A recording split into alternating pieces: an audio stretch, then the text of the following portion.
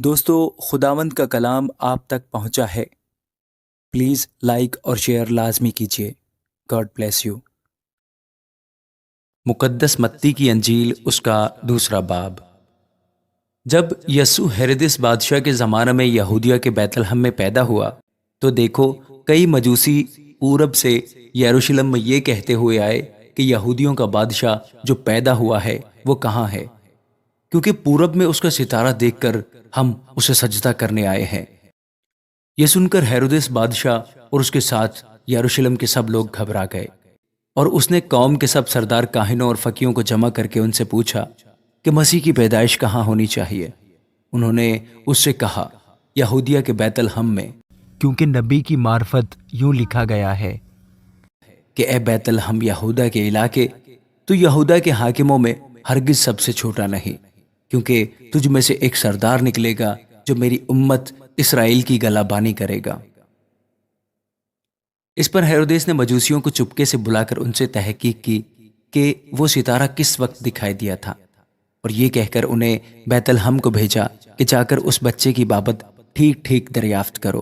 اور جب وہ ملے تو مجھے خبر دو تاکہ میں بھی آ کر اسے سجدہ کروں۔ وہ بادشاہ کی بات سن کر روانہ ہوئے، اور دیکھو جو ستارہ انہوں نے پورب میں دیکھا تھا وہ ان کے آگے آگے چلا، یہاں تک کہ اس جگہ کے اوپر جا کر ٹھہر گیا جہاں وہ بچہ تھا۔ وہ ستارے کو دیکھ کر نہایت خوش ہوئے، اور اس گھر میں پہنچ کر بچے کو اس کی ماں مریم کے پاس دیکھا، اور اس کے آگے گر کر سجدہ کیا، اور اپنے ڈبے کھول کر سونا اور لبان اور مر اس کو نظر کیا، اور ہیرودیس کے پاس پھر نہ جانے کی ہدایت خواب میں پا کر دوسری راہ سے اپنے ملک کو روانہ ہوئے۔ جب وہ روانہ ہو گئے تو دیکھو خداوند کے فرشتہ نے یوسف کو خواب میں دکھائی دے کر کہا، اٹھ، بچے اور اس کی ماں کو ساتھ لے کر مصر کو بھاگ جا، اور جب تک میں تجھ سے نہ کہوں وہیں رہنا، کیونکہ ہیرودس اس بچے کو تلاش کرنے کو ہے تاکہ اسے ہلاک کرے۔ پس وہ اٹھا اور رات کے وقت بچے اور اس کی ماں کو ساتھ لے کر مصر کو روانہ ہو گیا، اور ہیرودس کے مرنے تک وہیں رہا، تاکہ جو خداوند نے نبی کی معرفت کہا تھا وہ پورا ہو کہ مصر میں سے میں نے اپنے بیٹے کو بلایا۔ جب ہیرودس نے دیکھا کہ مجوسیوں نے میرے ساتھ ہنسی کی تو نہایت غصے ہوا،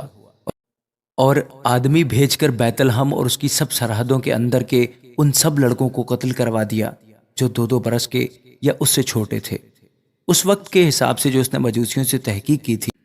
اس وقت وہ بات پوری ہوئی جو یرمیہ نبی کی معرفت کہی گئی تھی کہ راما میں آواز سنائی تھی، رونا اور بڑا ماتم، راحل اپنے بچوں کو رو رہی ہے اور تسلی قبول نہیں کرتی، اس لیے کہ وہ نہیں ہے۔ جب ہیرودس مر گیا تو دیکھو خداوند کے فرشتہ نے مصر میں یوسف کو خواب میں دکھائی دے کر کہا کہ اٹھ، اس بچے اور اس کی ماں کو لے کر اسرائیل کے ملک میں چلا جا،